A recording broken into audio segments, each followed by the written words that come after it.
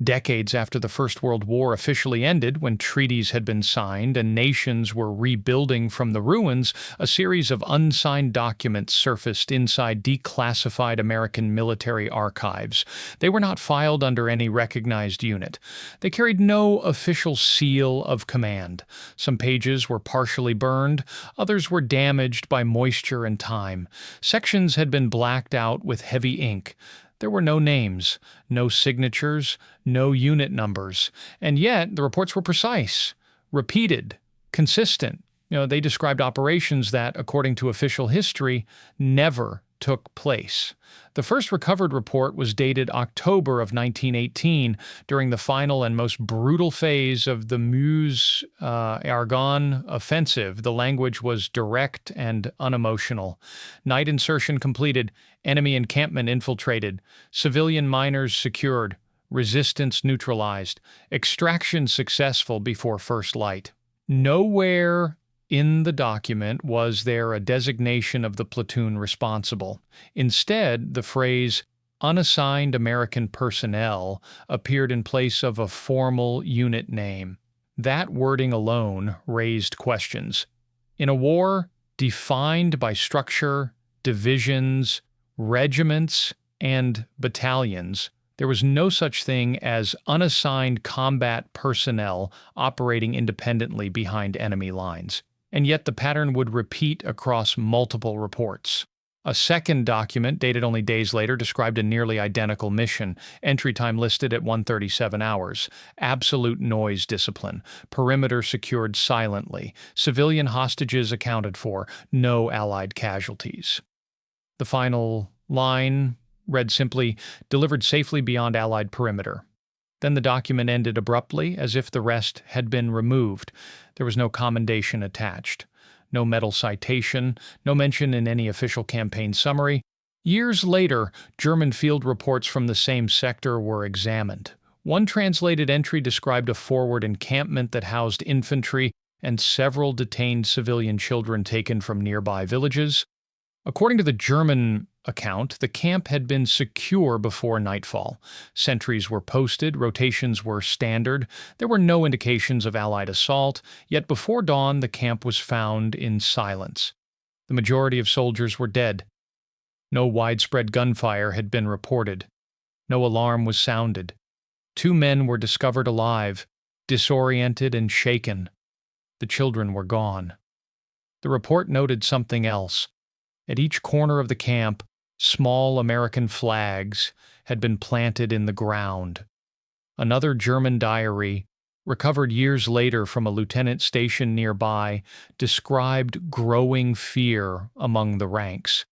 He wrote that camps holding civilian hostages were no longer considered safe after dark. He recorded rumors spreading between units, stories of shadows moving through the tree line without sound, stories of sentries disappearing without firing a single shot, stories of Americans who left 2 men alive on purpose, and always the flags. He did not know their number. He did not know their designation. He wrote only that whoever they were, they operated with discipline beyond conventional infantry tactics. Back in the American archive, the pattern continued. Fragmented reports, identical structure, same phrasing, same results. Civilian miners secured, delivered safely, unit unrecorded, no official after-action publication, no public acknowledgement, no list of personnel. The silence in the formal record was almost louder than the reports themselves. By the final months of 1918, while large-scale offensives pushed the German lines back across France, somewhere inside contested forest sectors, an unnamed American platoon appeared to be conducting operations with surgical precision. They entered enemy camps under cover of darkness. They neutralized resistance without triggering widespread alarm. They removed women and children held as leverage or pressure within occupied zones. They left 2 survivors, and before sunrise, they vanished. Officially, no such platoon existed. Unofficially, the documents say otherwise. The first complete operational fragment appears to describe an encampment positioned near the edge of a forest sector just behind the German forward line. The document does not identify the unit responsible, but it details the objective with unmistakable clarity. Primary objective: recover detained civilian miners. Secondary objective: neutralize resistance. No alarm permitted. The entry time is listed as 140 hours. Weather conditions: overcast, limited moonlight, wind minimal, ideal for controlled movement. According to the American report, reconnaissance had confirmed the presence of children taken from nearby villages and held inside the perimeter of the camp. The document refers to them only as civilian miners. There is no emotional language, no outrage, only structure, precision, planning. The German field camp was described as standard configuration: outer sentry rotation, central fire pit extinguished before midnight, barracks tents aligned in rows, ammunition crates stacked near the supply cart, 2 lantern posts marking the northern boundary. There is no mention of heavy fortification. The assumption was that no Allied force would risk entering so deep behind a temporary rest encampment. The American fragment continues. Entry initiated from western tree line. No numbers are given, no formation diagram included, only a note: noise discipline absolute. That line appears twice. The German diary from the same week provides an unintentional complement to the report. A surviving soldier wrote that he remembered hearing nothing. No cracking branches, no warning shout, no gunfire before impact. He described waking to confusion and darkness, unable to understand what had already happened. He wrote that the sentry nearest the tree line was found with no sign he had fired his weapon. The American document resumes: perimeter secured in sequence. The phrasing suggests coordination. Multiple points of entry, controlled timing. It does not say how many moved through the camp. It does not say how they signaled one another. It only states resistance neutralized before alert threshold. The next line is shorter: civilian miners located and accounted for. There is no description of the children, no detail of their condition, only the efficiency of retrieval. Extraction initiated 2:18 hours. That timestamp suggests the operation, from entry to secured recovery, lasted less than 40 minutes. The German diary provides the emotional contrast. The surviving soldier wrote that when dawn approached and confusion settled into awareness, the children were gone. He stated that no carts were moved, no horses taken, no tracks visible in obvious patterns. He described the bodies of his comrades still inside their tents. He wrote that 2 men, including himself, had been left alive. He did not understand why. The American report does not reference survivors. It simply concludes, civilians delivered safely beyond Allied perimeter. No Allied casualties, unit unrecorded. But another detail appears in both records. The German report mentions discovering small American flags placed firmly at the 4 corners of the encampment. The flags were not large, not ceremonial. They were deliberate, positioned where any man standing at dawn would see them immediately. The German lieutenant wrote that he believed the flags were meant as a signal, not of conquest, but of presence. A second American fragment dated 3 nights later describes a similar mission. Different sector, same structure, same time window, same conclusion. Civilian miners secured, perimeter neutralized, flags placed, survivors left. By the time the third fragment appears in the archive, the language has become even more concise. Pattern effective. Hostage pressure reduced. Enemy morale impacted. That final line is not dramatic. It is strategic. The documents do not praise the unnamed platoon. They do not elevate them. They do not romanticize the act. They record it the way military precision demands. But when cross-referenced with German accounts, something becomes clear. Entire encampments were entered under cover of darkness. Children held as leverage were removed without mass engagement. 2 soldiers were left alive to describe what they saw. And before first light, the Americans were gone. No unit number, no official recognition, no public citation, only fragments, only flags, and civilians who reappeared safely inside Allied lines. By the time the third and fourth fragments appear in the archive, the tone of the German reports begins to change. The language shifts from confusion to apprehension. In one translated entry, a field officer writes that morale within certain sectors had begun to deteriorate during night rotations. He notes that sentries were requesting double posts near tree lines. He records that some soldiers refused outer perimeter assignments after dark. The fear was no longer about a frontal assault. It was about something unseen moving beyond the lantern light. The American documents, however, remain clinical. Objective met. Hostages secured. Resistance neutralized. Flags placed.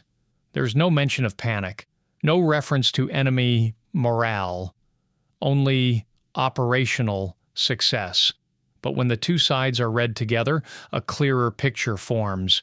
In a German diary recovered from the same region, a soldier describes waking before dawn to silence so complete it felt unnatural.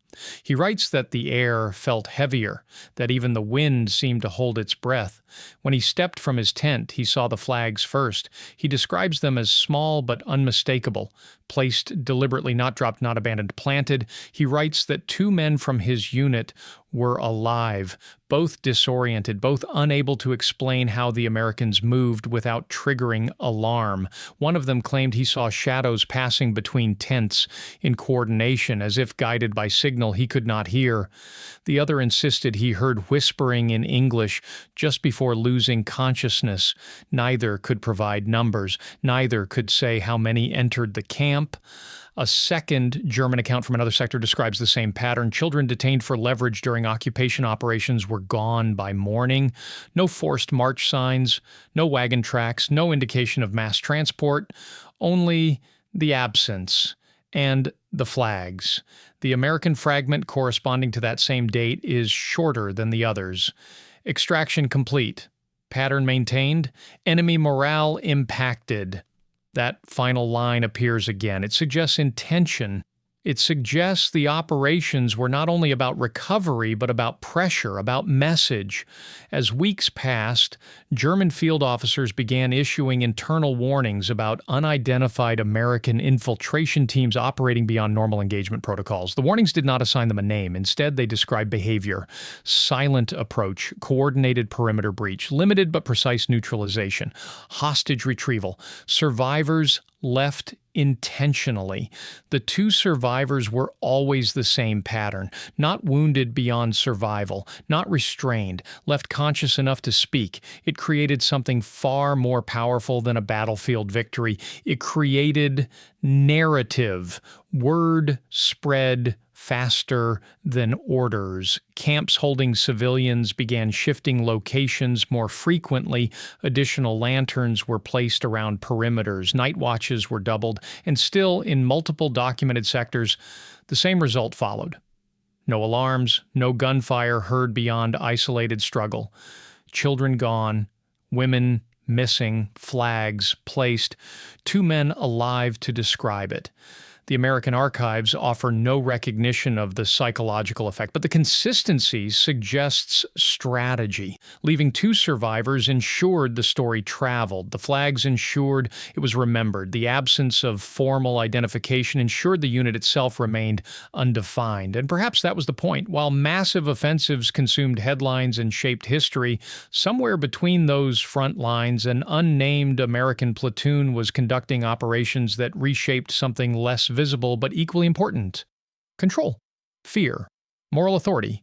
Because in a war defined by artillery and trenches, these missions were different. They did not seize territory. They did not hold ground. They removed the innocent from it, and they left behind proof that someone was watching the darkness.